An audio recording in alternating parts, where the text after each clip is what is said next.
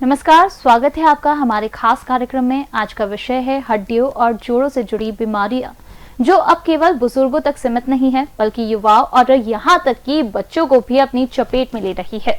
हमारे साथ मौजूद है डॉक्टर विकास राठौर, जो एक वरिष्ठ ऑर्थोपेडिक सर्जन है, जो पिछले कई वर्षों से इस क्षेत्र में सक्रिय है।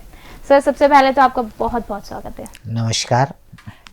अभी के समय में सबसे आम हड्डी और जोड़ों से जुड़ी बीमारियां कौन कौन सी है? अभी जो सबसे कॉमनली अपन हड्डियों की बीमारियां देखते हैं उसमें है फ्रैक्चर, जॉइंट का फ्रैक्चर या हड्डी का टूटना होता है।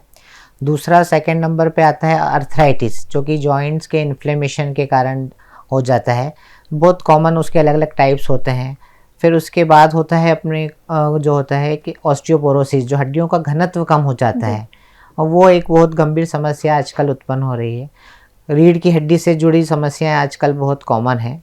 ये सारी जो है कॉमन आजकल की समस्या है। आजकल युवाओं में ही हड्डियों की कमजोरी और जोड़ों का दर्द तेजी से क्यों बढ़ रहा है सर? इसके कई कारण हैं। सबसे मुख्य कारणों में से एक है कि न्यूट्रिशन, जो डाइट है वो फूड या जो अपन ले रहे हैं आजकल युवा, वो जंक फूड की तरफ ज़्यादा जा रहा है। न्यूट्रिशियस डाइट जो है वो कम ले रहे हैं, उसके कारण से कैल्शियम विटामिन डी की डिफिशियंसी हो जाती है। दूसरा, जो उनकी लाइफ स्टाइल है वो बहुत इनएक्टिव टाइप से हो गई है। सब लोग कोई एक्सरसाइज नहीं कर रहे हैं, उस कारण से जो है हड्डियां कमज़ोर हो जाती हैं, मांसपेशियां कमज़ोर हो जाती हैं। इस कारण से हड्डियों की तकलीफ़ें युवाओं में काफ़ी बढ़ रही है। जैसा कि आपने बताया कि खान पान और रहन सहन की आदतें जो है वो हड्डियों की सेहत पर प्रभाव डाल रही है, तो ये कितना प्रभाव डालती है? इसका तो बहुत अधिक प्रभाव रहता है। अगर अपना खान पान सही नहीं होगा तो अपनी हड्डियां बहुत कमज़ोर, बहुत जल्दी अर्ली स्टेज में होना शुरू हो जाती। पहले हम देखते थे कि जो तकलीफ़ें हड्डियों से संबंधित जो भी समस्याएं होती थी वो बुजुर्गों में 60-70 वर्ष की उम्र के बाद में होती थी, पर आजकल वही हम जो हमारे पास मरीज आ रहे हैं वो 30 वर्ष की उम्र, 40 वर्ष की उम्र में भी वही तकलीफ़ें हमको देखने को मिल रही हैं। क्या आपको लगता है कि मोबाइल हो, लैपटॉप हो या लंबे समय तक बैठकर काम करने पर भी हड्डियों पर बुरा असर पड़ता है? बिल्कुल, ये वही हो गया है कि एक तरह से इनएक्टिव लाइफ स्टाइल या सीडेंट्री, कि हम बहुत ज़्यादा लंबे समय तक एक ही पोजीशन में बैठे रहते हैं। उसके कारण क्या होता है कि मांसपेशियों पे खिंचाव आता रहता है। जो ब्लड का सर्कुलेशन है वो कई जगह से रुक भी जाता है, जो प्रॉपर नहीं पहुँच पाता है। उस कारण भी ये हड्डियों की तकलीफ़ें काफ़ी ज़्यादा बढ़ जा रही हैं। जैसा कि देखा जाता है कि आज के समय में बच्चों और युवाओं में भी हड्डियों की कमजोरी के मामले ज्यादा बढ़ रहे हैं, तो इससे कैसे बचा जा सकता है डॉक्टर? बच्चों में जो खासकर कमजोरी हड्डियों की तकलीफ़ें हो रही हैं वो कैल्शियम और विटामिन डी की डिफिशियंसी से होती हैं, जो कि अपन न्यूट्रिशन जो रहता है उनका प्रॉपर नहीं हो पाता है। कई बार गर्भावस्था में भी जो है मदर के अंदर डिफिशियंसी रहती है कैल्शियम या विटामिन की। अगर वो प्रॉपर न्यूट्रिशंस डाइट नहीं ले या सप्लीमेंट नहीं लेती है तो बच्चों में जन्मजात जो है डिफिशियंसी हो जाती है। दूसरा है जो बुज़ुर्गों की बात कही है, उनके अंदर खासकर हार्मोनल कुछ चेंजेस के कारण हो जाता है। खासकर महिलाओं में 40 वर्ष की उम्र के बाद में हार्मोनल चेंजेस के कारण मेनोपॉज होना शुरू हो जाता है, और उसके कारण भी हड्डियों का घनत्व जो है वो कम होना शुरू हो जाता है। ओल्ड एज में भी इसी तरह से इनएक्टिव जो लाइफ स्टाइल है, जब बुजुर्ग चलना फिरना कम हो जाता है, या कई बार कुछ बीमारियों के कारण भी, तो इस कारण से उनमें भी हड्डियों की तकलीफ़ें ज़्यादा होती रहती हैं। बात करें महिलाओं की, तो उनको भी जो हड्डियों की बीमारियां हैं वो ज्यादा पाई जाती है, ऐसा क्यों? एक तो उनका डाइट में वो अपने ऊपर ध्यान नहीं देते। खासकर महिलाओं की आदत होती है कि वो अपने पूरे परिवार के ऊपर तो ध्यान देती हैं, पर अपने ऊपर सबसे बाद में ध्यान देती हैं। तो उसी कारण से मेन जो कारण है वो डाइट का ही है कि वो दूध नहीं लेती हैं, दही नहीं लेती हैं, जो कैल्शियम रिच डाइट है, विटामिन डी और इन सब की कमी के कारण महिलाओं में अधिकतर। और दूसरा जो है वो अपने काम में बिजी इतना रहती हैं कि अपने लिए समय नहीं निकाल पाती हैं कि वो एक्सरसाइज करें, तो उस कारण भी तकलीफ़ें उनको ज़्यादा हो रही हैं। डॉक्टर, जोड़ों के दर्द जो है वो अधिकतर देखा जाता है कि सामान्य हो गया है, हर किसी को होता है, तो उसके लिए कोई घरेलू उपाय है जो आप सुझाना चाहेंगे हमें? जोड़ों का कोई भी दर्द होता है तो उसको सबसे पहले हमको कम करने के लिए या ना हो हमें, उसके लिए हमें एक्टिव लाइफ स्टाइल बनाना चाहिए जी। रोज़ नियमित रूप से एक्सरसाइज करनी चाहिए। दूसरा जो है, धूप में हमें रहना चाहिए। एटलीस्ट 15 से लेकर 30 मिनट तक हमें सुबह या दोपहर के समय धूप में बैठना चाहिए, ताकि हमें विटामिन डी जो है वो हमारे शरीर में बन सके और हड्डियों तक पहुंच सके। तो उससे जो जोड़ों की तकलीफ़ें, दर्द जो है वो कम हो जाएगा, और साथ में एक्सरसाइज और व्यायाम जो है वो बहुत अधिक आवश्यक है।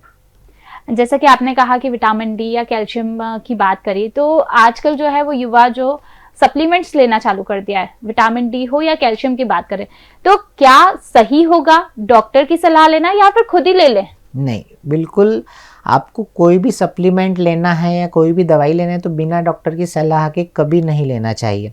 उसके कई कारण होते हैं। एक तो आपको नहीं पता है कि आपको इसकी आवश्यकता है या नहीं है, पहली चीज़ है।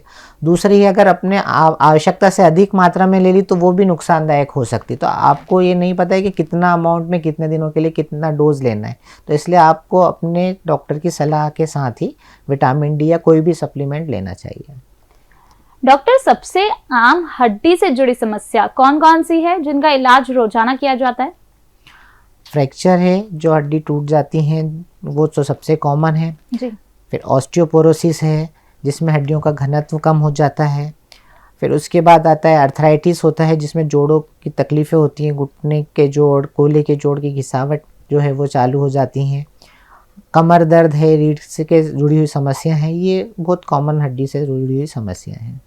जैसे आपने बोला फ्रैक्चर, हड्डी टूटना, कितने प्रकार के होते हैं और उनका इलाज कैसे होता है? क्या हर फ्रैक्चर के लिए सर्जरी जरूरी है?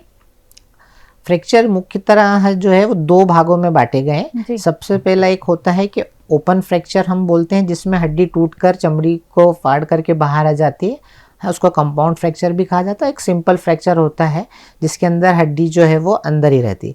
इसके बाद फिर हम फ्रैक्चर को अलग अलग पार्ट्स में डिवाइड करते हैं, जैसे ये मॉडल में भी दिखाया हुआ है। एक सिंपल फ्रैक्चर होता है, या उसमें एक की लाइन में होता है, या स्पायरल फ्रैक्चर होता है जो तिरछी लाइन में फ्रैक्चर होता है। कम्युनिटेड फ्रैक्चर होता है जिसमें मल्टीपल फ्रैक्चर्स होते हैं, एक ही हड्डी के अंदर 2 या 3 जगह से टुकड़े हो गए तो हम उसको कम्युनिटेड फ्रैक्चर भी बोलते हैं। इस तरह फ्रैक्चर के अलग अलग टाइप्स होते हैं, प्रकार होते हैं। इसका जो इलाज है वो सबसे पहले हम प्राइमरी जो है इलाज करते हैं, उसके अंदर हड्डी को बैठा करके सपोर्ट लगा देते हैं ताकि जो सूजन है और तकलीफ है वो कम हो जाए। कई जो फ्रैक्चर हैं हम उसके बाद उसको प्लास्टर से ठीक कर सकते हैं। हड्डी को सही तरह से बैठा करके प्लास्टर टेक्निक हम अप्लाई करते हैं, उसको उसी में ठीक किया जा सकता है, जो इसको हम आम भाषा में पट्टा लगाना बोलते हैं। तो वो प्लास्टर का पट्टा लगाया सकता है। अगर उसके बावजूद भी कुछ एक फ्रैक्चर ऐसे होते हैं जो सही तरह से नहीं बैठ पाते, या कुछ एक फ्रैक्चरों में ऑपरेशन की आवश्यकता होती है, तो उसमें हम स्क्रू, रॉड, प्लेट वगैरह लगा करके उसका इलाज करते हैं। जैसे बात करें घुटनों की या कूल्हों के दर्द की, सबसे आम वजह क्या होती है और इनका इलाज कैसे किया जा सकता है? घुटनों और कूल्हों की जो तकलीफ़ है वो उसका मुख्य कारण है अर्थराइटिस। अर्थराइटिस यानी कि जोड़ों में सूजन होना, उसके जोड़ों का दर्द होना, उसको हम अर्थराइटिस कहते हैं। उसके बाद से उसके अंदर जोड़ की जो हड्डियां हैं वो भी घिसाने लगती हैं। ये जो है अलग अलग टाइप का हो सकता है। सबसे पहला अर्थराइटिस होता है जो कॉमनली मिलता है, ऑस्टियोआर्थराइटिस होता है, जिसमें उम्र के हिसाब से जो गादी घिसाने लगती हैं, कूल्हे के भी जोड़ की और घुटनों के जोड़ के भी। उसके बाद फिर जो है वो हड्डियाँ आपस में टकराने लगती हैं, उसमें टूट फूट और ज़्यादा बढ़ जाती है, सूजन और दर्द बढ़ जाता है। दूसरा होता है एक रूमेटॉइड अर्थराइटिस, जो एक ऑटोइम्यून डिसीज़ होती है, जो अपने शरीर के एंटीबॉडी रिस्पॉन्स के कारण होती है। तो वो रूमेटॉइड अर्थराइटिस, जिसको आम भाषा में गठिया बाय कहा जाता है, वो भी बहुत कॉमन अर्थराइटिस का एक टाइप है। इसके अलावा और कारण हो सकते हैं यूरिक एसिड बड़ा होना, जिसको हम गॉटी अर्थराइटिस बोलते हैं। इस तरह कई प्रकार के अर्थराइटिस हैं जो होते हैं जोड़ों में। जो जॉइंट रिप्लेसमेंट की बात करें तो जॉइंट रिप्लेसमेंट कब करना चाहिए? क्या ये बिल्कुल आखिरी विकल्प होता है? जी, जॉइंट रिप्लेसमेंट को हमें सबसे पहले हमको सोचना चाहिए कि हमें जो गठिया का इलाज है या अर्थराइटिस है उसका इलाज शुरू में करना चाहिए। कोशिश करनी चाहिए, अगर इनिशियल स्टेज में ही हम डॉक्टर के पास चले जाएं और सलाह ले लें, तो इनिशियल फर्स्ट स्टेज या सेकंड स्टेज में उसका इलाज दवाओं से बहुत अच्छी तरह से किया जा सकता है। दवाओं के साथ में आप व्यायाम करें, एक्सरसाइज करें, जो डॉक्टर जैसे बताएं आपको, तो इससे आप ठीक हो सकते हैं। अगर आपने उस समय ध्यान नहीं दिया या फिर आपकी तकलीफ़ एक उस स्टेज से ज़्यादा बढ़ जाती है जिसमें दवाइयाँ भी असर नहीं करती, तब आपको अंतिम विकल्प के रूप में उसको नी रिप्लेसमेंट या जॉइंट रिप्लेसमेंट जो है वो करवाना पड़ता है, तभी हम करते हैं। तो आजकल की तकनीक से जॉइंट रिप्लेसमेंट सर्जरी आसान और सुरक्षित हो गई है, ये माने? बिल्कुल। जब हम देखेंगे कि आज से 10 या 20 साल पहले जो तकनीक थी वो इतनी ज़्यादा विकसित नहीं हुई थी। अब जो तकनीकें हैं बहुत एडवांस हो गई हैं, उसमें मिनिमल इन्वेजिव सर्जरी आ गई है, रोबोटिक सर्जरी आ गई है, तो उससे हम जॉइंट रिप्लेसमेंट बहुत अच्छे और सटीक तरीके से कर सकते हैं। और इस कारण से मरीज की जो रिकवरी है वो भी फास्ट हो जाती है और हम जल्दी उसको घर भेज सकते हैं। जैसे सर्जरी की बात की तो उसमें रिकवरी में कितना समय लगता है और मरीज को किन किन बातों का ध्यान रखना चाहिए डॉक्टर? सर्जरी करने के बाद में रिकवरी में आजकल हम जो बहुत फास्ट होने के कारण मरीज को वॉकर की सहायता से 2 या 3 दिन में ही चलवाना तो शुरू कर देते हैं, पर पूर्ण तरह से जो रिकवरी है वो 6 से लेकर 12 सप्ताह तक का समय लगता है उसके अंदर। मरीज को इस समय में ध्यान रखना चाहिए कि डॉक्टर की पूरी सलाह माने, व्यायाम करें और नीचे नहीं बैठे, आलकी पालकी नहीं लगाए, जो भी डॉक्टर ने सलाह दी वो सारी माने और डाइट का अपना पूरा ध्यान रखें और फिजियोथेरेपी का ध्यान रखें और संक्रमण से अपने आप को बचाए रखें उस समय। वे हड्डियों की बात करें तो हड्डियों को मजबूत बनाए रखने के लिए कौन कौन से खाद्य पदार्थ खाने चाहिए? क्या कुछ चीजों से भी परहेज करना चाहिए इनमें? सबसे पहले परहेज तो अपनी को स्टेरॉइड से करना चाहिए। अत्यधिक स्टेरॉइड के सेवन से हड्डियां कमज़ोर होती हैं और उसके बाद उसमें फ्रैक्चर होने का चांसेस बहुत ज़्यादा हो जाता है।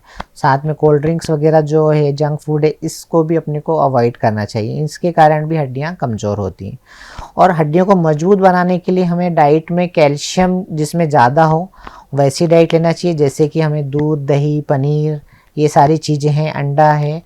दूसरा है कैल्शियम के बाद में विटामिन डी हमारी डाइट में प्रॉपर होना चाहिए। उसके लिए आपको सप्लीमेंट लेने की अगर ज़रूरत पड़ती है तो आप डॉक्टर की सलाह से वो ले सकते हैं। धूप में बैठ सकते हैं। मैग्नीशियम और जिंक आपकी डाइट में ज़्यादा होना चाहिए, जो कि आपको और नट्स से मिल जाता है। दूसरा आपकी डाइट में होना चाहिए प्रोटीन भी ज़्यादा होना चाहिए ताकि आपकी हड्डियाँ अच्छी मजबूत रहें। तो जो शाकाहारी हैं उनके लिए सोयाबीन है, पनीर है, ये सब उसके सोर्स हैं। और जो मांसाहारी हैं उनके लिए तो मांस, मछली, ये सब वो खा सकते हैं प्रोटीन के सोर्स के रूप में। जैसा कि बात करें कि आज के युवा जो है अगर फ्रैक्चर हो जाता है या चोट लग जाती है तो झाड़ फूंक करा लेते हैं या देसी हड्डी जोड़ने वालों के पास चले जाते हैं। इस पर आपका क्या कहना है? ये बहुत ही गलत और बहुत ही खतरनाक है। कई बार क्या होता है कि अगर आपकी हड्डी टूटी है तो उसके अंदर जो है ब्लड वेसल्स भी साथ में रप्चर हो सकती हैं, जो खून की नलियां रहती हैं वो टूट सकती हैं। अगर आपने उसको और हड्डी को हिलाया, मांसपेशियों को और मसाज करा कुछ, तो कई बार उसके अंदर ब्लड आपके शरीर के अंदर जम जाता है और खून का दौरा भी रुक सकता है। हमने कई ऐसे केसेस देखे हैं जिसमें कि उसमें मरीज का हाथ काला पड़ गया है मालिश मसाज करने के कारण और उसको काटने तक की नौबत भी आ चुकी है ऐसे। तो आपको ये सब बिल्कुल नहीं करना चाहिए। झाड़ फूंक से भी हड्डियां ठीक नहीं होती, हड्डियां अपने आप जुड़ जाती हैं, बस उसको सही पोजीशन में ला के रखना ही वही इम्पोर्टेंट रहता है, जो कि हम लोग वही करते हैं। डॉक्टर, अंत में हमारे दर्शकों और श्रोताओं को आप हड्डियों की सेहत को लेकर क्या सुझाव देना चाहेंगे? मेरा सभी से यही आग्रह है कि सबसे पहले आप अपनी रूटीन में चेंज करें। उस रूटीन में आप सबसे पहले ऐसा करें कि एक्सरसाइज आपको कंपल्शन करना ही है। हर एक व्यक्ति को आधी घंटा मिनिमम वॉकिंग या कोई भी एक्टिव एक्सरसाइज करना चाहिए। सप्ताह में 5 दिन 6 दिन तो करना ही चाहिए। एक्सरसाइज के बाद जो है आपको करना चाहिए अपनी डाइट में इम्प्रूवमेंट करना चाहिए, जैसा कि मैंने पहले बताया कि आपकी डाइट में कैल्शियम और विटामिन डी और प्रोटीन वाली जो चीज़ें हैं वो ज़्यादा होना चाहिए। जंक फूड और ये कम होना चाहिए, कोल्ड ड्रिंक्स वगैरह। तीसरी जो चीज़ है, आपको धूप में बैठना भी आवश्यक है। आजकल जो है हम धूप में जाने से बचते हैं, जो कि हमारे लिए बहुत ज़रूरी है। उसी से विटामिन डी का सिंथेसिस हमारे शरीर में होता है और वही कैल्शियम को अपनी बॉडी में बोन्स तक और मसल्स तक ट्रांसपोर्ट करता है। अगर वो नहीं होगा तो हड्डियों तक कैल्शियम नहीं पहुंच पाएगा, तो हड्डियां कमज़ोर हो जाएंगी। तो ये सारी चीज़ों का ध्यान रखना चाहिए। इनएक्टिव लाइफ स्टाइल नहीं रहना चाहिए। अगर आपका काम ऐसा है कि आपको बैठे रहना पड़ता है बहुत ज़्यादा लंबे समय तक, तो आपको ये कोशिश करना चाहिए कि हर 15 से 20 मिनट या आधी घंटे में आप एक ब्रेक लें, भले ही 2 मिनट का ब्रेक लें जी। पानी पीने के लिए उठें और अपना थोड़ा सा मोबिलाइज कर लें अपने आप को, ताकि आपका जो ब्लड सर्कुलेशन है वो प्रॉपर हो जाए। इन बातों का आपको ध्यान रखना चाहिए। बहुत बहुत धन्यवाद डॉक्टर विकास राठौर जी, आपने इतनी सरल भाषा में इतनी महत्वपूर्ण जानकारी दी। हमें यकीन है आज की बातचीत से हमारे दर्शकों को हड्डियों और जोड़ों से जुड़ी समस्याओं को समझने और उनसे बचाव करने में मदद मिलेगी। स्वास्थ्य से जुड़ी और जानकारी के लिए जुड़े रहिए हमारे साथ। स्वस्थ रहिए, खुश रहिए। नमस्कार।